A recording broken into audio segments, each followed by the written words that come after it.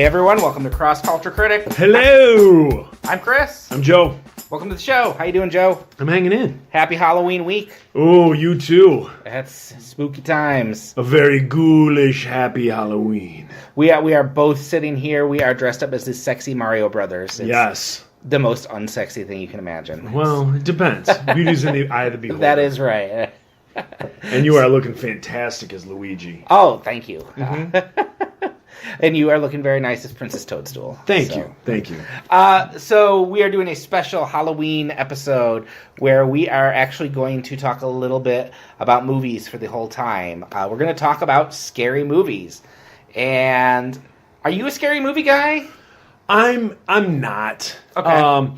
I don't find, I enjoy movies like Nightmare on Elm Street, Halloween, Friday the 13th. Mm-hmm. I enjoy, those types of movies, and I don't find them scary at all. I can watch them right before bed.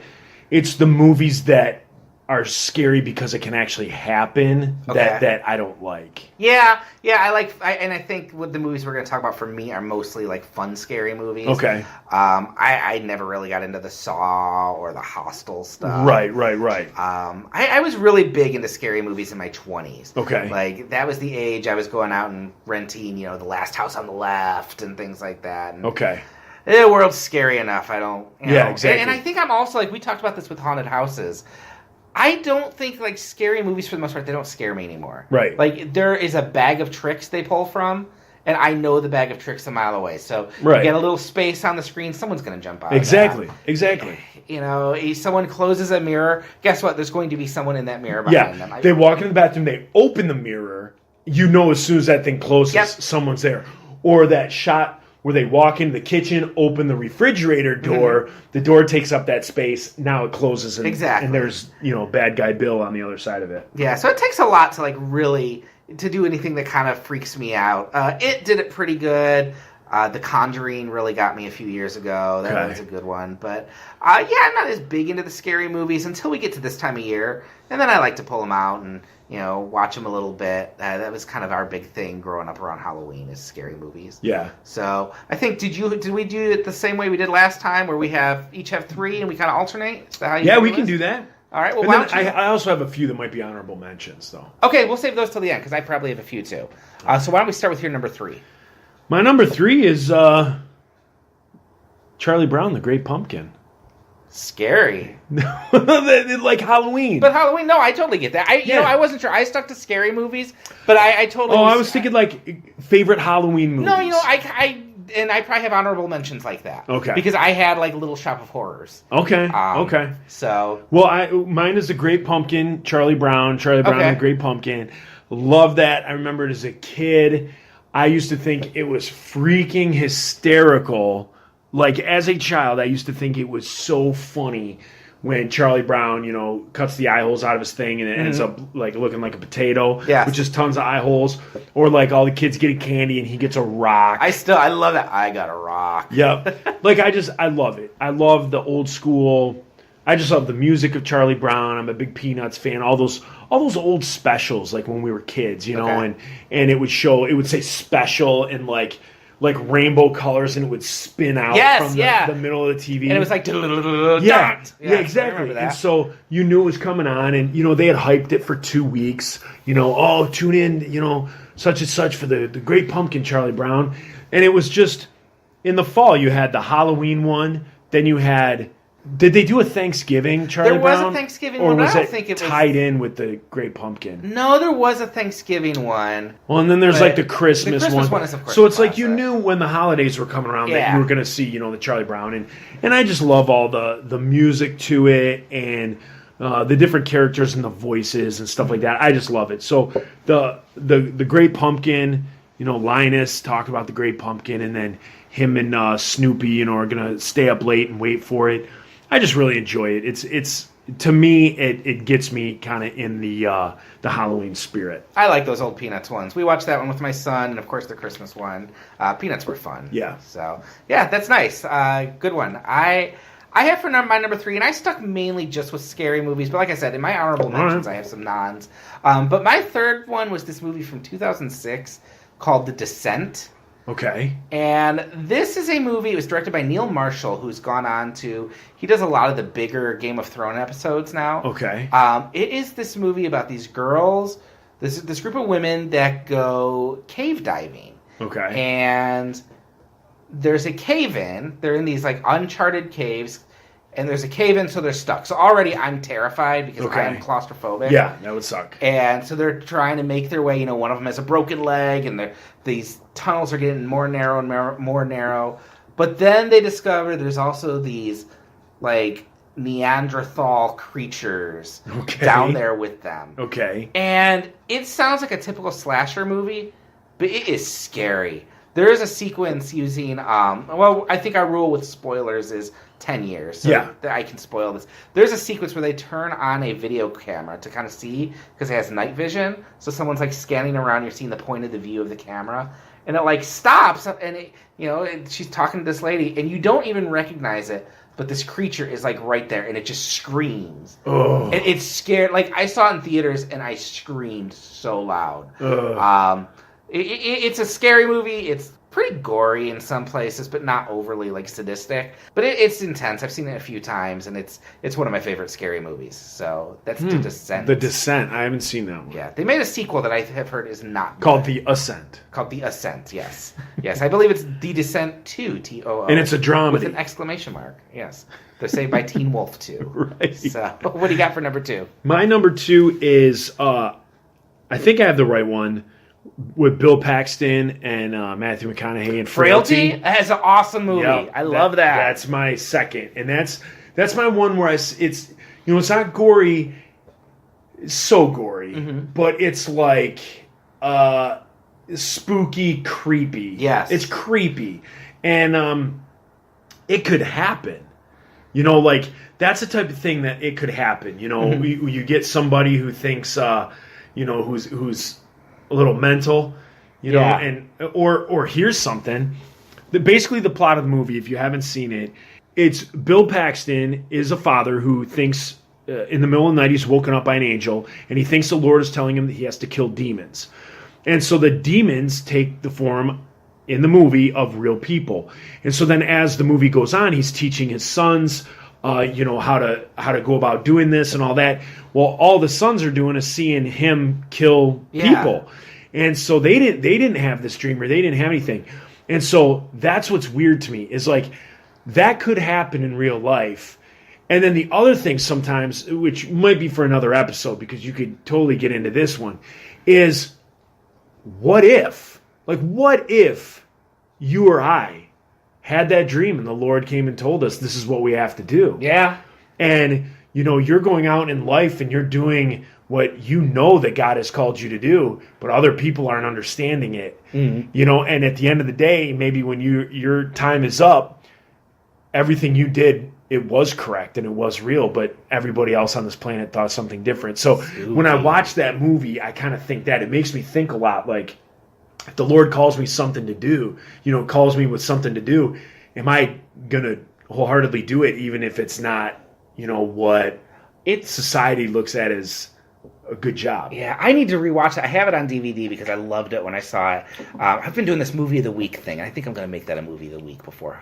We're recording this before Halloween, so maybe it'll be up that week. I made my dad watch it. That's a good movie. We were up north, and I made my dad watch it. I'm like, Dad, this is one of my favorite scary movies. Or, suspenseful, creepy movies. And my dad did not like it. He didn't like it. It's pretty intense. It is. I loved it. Bill Paxton died earlier this year, and he is so good. He directed it, too. And he was so good in that. There's that scene where the kid's starting to doubt him, and he's like, only demons should fear me. You're not a demon. And it's just so, that's an intense little movie. And it's not very bloody. It's not overly violent. It's just... It's scary. It's like Stephen King scary. Yeah, most of the stuff that happens is implied. You don't actually see it on the screen. It's right up to the point and then after. It is a little unrealistic when Matthew McConaughey walks up to the demons. He's like, all right, all right, all right. Right, good one. That's what I love about them demons. I get older, they stay the same age. So, and at the end of that movie, too, there's like 2 twists in that movie. And I won't spoil them because This isn't a movie a lot of people know. No, so please go out and rent it. It is good. See it. But I'll just say, there are some twists in there that just messed with my brain the first time I saw it. Yeah, pretty goofy. That's a great movie. That's a good choice. My number 2 is from 1982, Poltergeist. You know what? I don't think I've ever seen that all the way through. Poltergeist is good. It is Tobe Hooper directed it, and Tobe Hooper died recently. He was also the director of Texas Chainsaw Massacre. This is a ghost story. It's PG, and it's written by Steven Spielberg, produced by Steven Spielberg. Hollywood legend actually has it that Steven Spielberg actually directed this, but couldn't have his name on it because E.T. was coming out that summer. So you would think, oh, it's Spielberg. It's fun, scary. It's PG. This movie should be R. This is a creepy movie. It's not overly gory, but it is a hardcore scary movie. Yeah. It is. It's about this family in the suburbs where they begin experiencing some kind of strange things in their house, and their little girl disappears, and they think she was taken by poltergeist. And there are just images in this movie that still freak me out. Like this guy hallucinates washing his face one night, and he hallucinates that as he's doing it, the skin's like disintegrating. Ooh, and there's a scene with a toy clown that is still like it scares. Is Poltergeist the one with that little creepy lady? Yes. Okay. This house is clear. Yeah. And then isn't the girl like the little like Alice in Wonderland girl? Alice through the looking glass? It might be. And the dad is Craig T. Nelson, coach. Okay. So they remade this a few years ago, and just wasn't as good. No, and you couldn't it's the original is still scary. It still works. It's it's Spielberg. I was watching this documentary over the weekend on Steven Spielberg, and is that the one on HBO? Yeah, and it was really good. I highly recommend it. Okay. But they briefly brought this up how he was.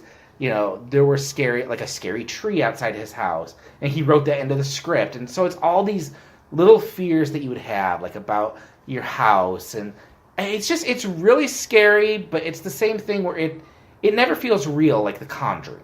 Where The Conjuring freaked me out because it really felt like this is a movie about real spiritual warfare. Okay. This is just a spooky movie. Okay. But it's fun. It's definitely a good Halloween movie. Okay. So, number 1 for you. Number 1 for me, I watched today, knowing we were going to be talking about this.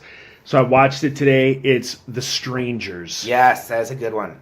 Goofy, goofiest movie as far as trips me out because this can happen. Mm-hmm. And this isn't it's based on true story. Well, here's the deal. I read an article years ago about the guy who wrote the movie. Okay. And in Hollywood, there's no boundaries as to what can be used to say based on a true story. And so at the beginning of the movie, it says this movie is based on real events. The real events that the movie was based on was when the writer was a teenager. He went to his grandma's who lived out in the country. While they were out in the country, he heard a news bulletin one day that said a few of the farms in the area had been robbed. They noticed things missing around the farm, not in the house, outside the farm. Right. And it made him as a child think, well, you're out in the middle of the country, anything could happen. That was the basis for this movie. Okay. So if you know the movie and you know the story that I just said, it's not really the same. No, but I heard it's really influenced by the Manson murders. Yeah, that definitely plays in. Yeah. If you go to the crime library on the internet, you go to the crime library, look up the Carr brothers. I think it's Carr or Karr. Okay. The Carr brother killings. And it's actually called, it's called the Soccer Field Massacres. And it happened in Kansas City. This is, when I watch The Strangers, it seems like it's that and the Mansons kind of tied together.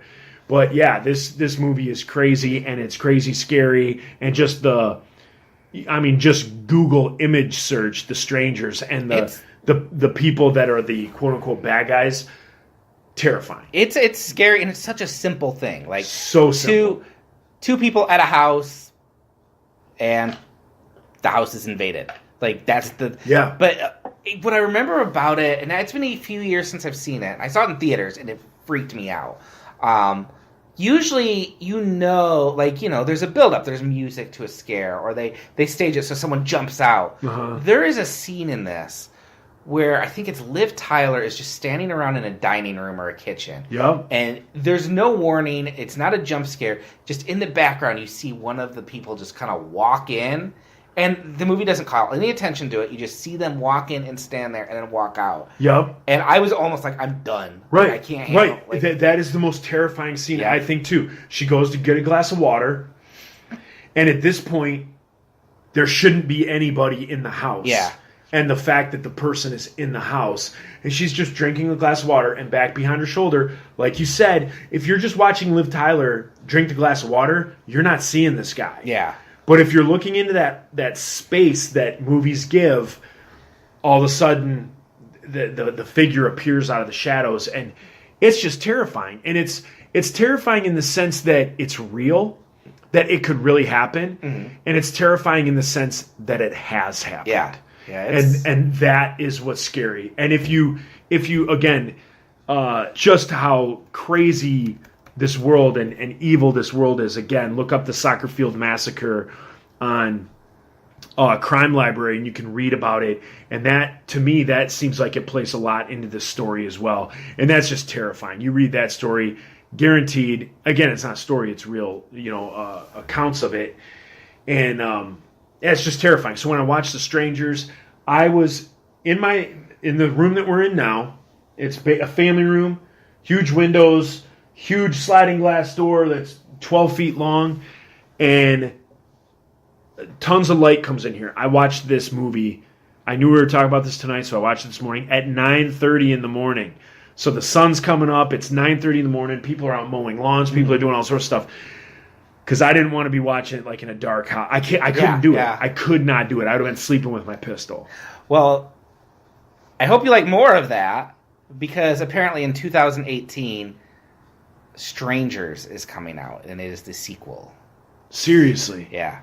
So that should be pretty scary. There's a sequel to this coming out? Yeah. I know they've been talking about it for years. I think they're finally going to do it. Oh my gosh, my stomach would turn. My number one, I actually would say, is not as scary, but for me, it's just the perfect Halloween night movie, and it's Halloween. Okay. John Carpenter's original Halloween.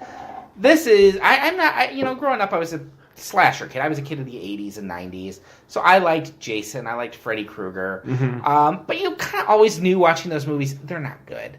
Right. I actually tried to rewatch Friday the 13th a few years ago. They're terrible. Yeah, they are awful movies. Freddy's a little better. I think Nightmare on Elm Street's actually a good movie. Halloween is a legit good movie. It is well done. It's the original slasher movie, just a guy killing babysitters, but it's not as gory as people remember. It like everything's off screen or implied, but it is suspenseful. John Carpenter just really stages the scares so well. It really gets kind of the feeling of Halloween night really good. These streets where people are running up and down, running from house to house. I think Mike Myers is such a scary villain. Just something about in that Austin mask. Powers or in that's scary too. Yes, yeah. Mike Myers is a very scary guy if you've ever seen The Cat in the Hat. But no, I think just that mask, that William Shatner mask, and the breathing, and he doesn't. Is that who the mask is? Yeah, it's like a bleached William Shatner mask. Really? Yep. And I don't know, that movie. The sequels all suck. I've seen every one of the sequels, and they're terrible. But Halloween is good. It is.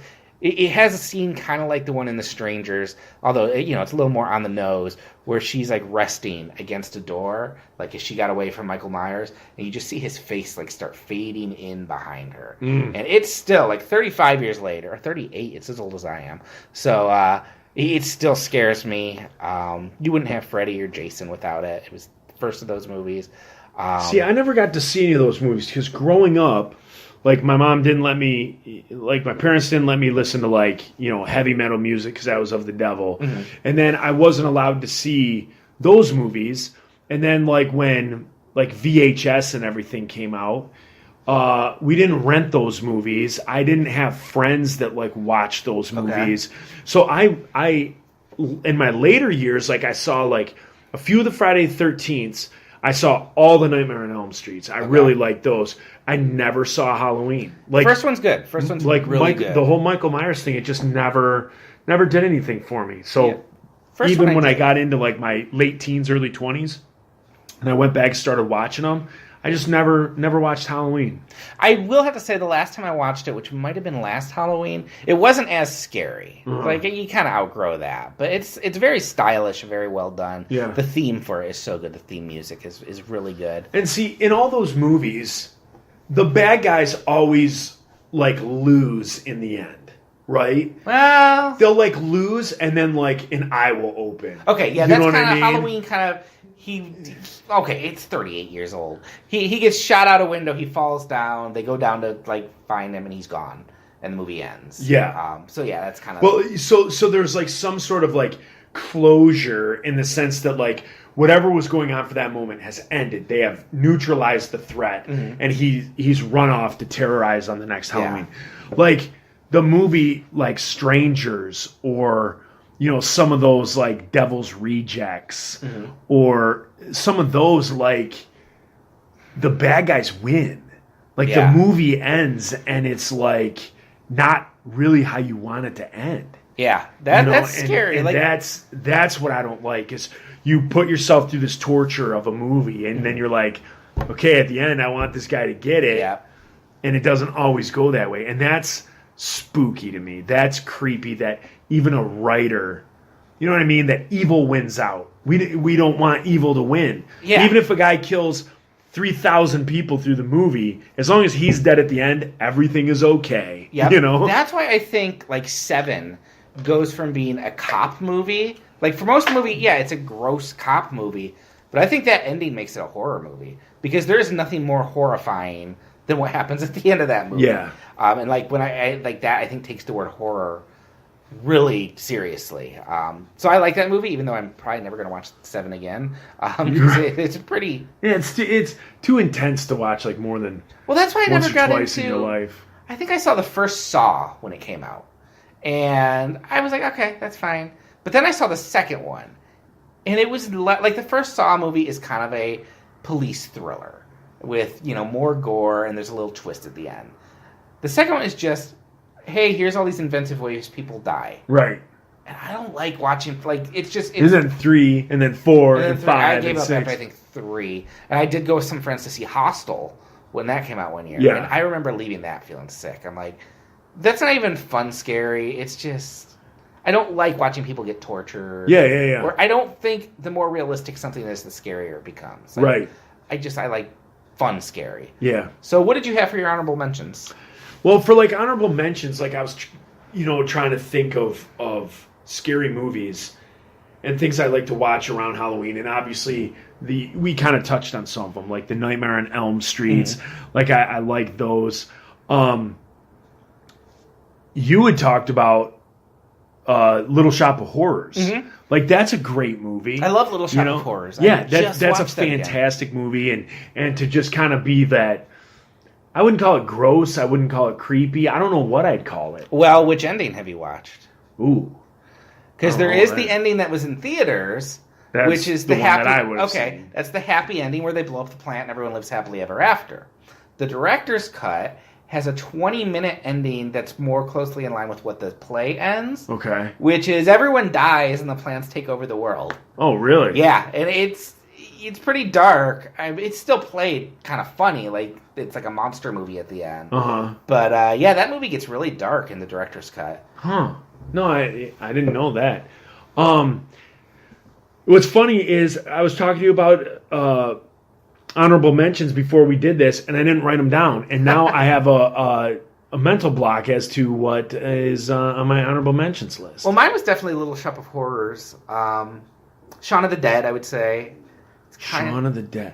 Oh, Dawn of the Dead I love. Which Dawn of the Dead? The remake. I do like the remake a lot. It's probably the only Zack Snyder movie I like. I loved that one. That was a good one. I like the original quite a bit, too. And actually, the original Night of the Living Dead, I really like. There you go.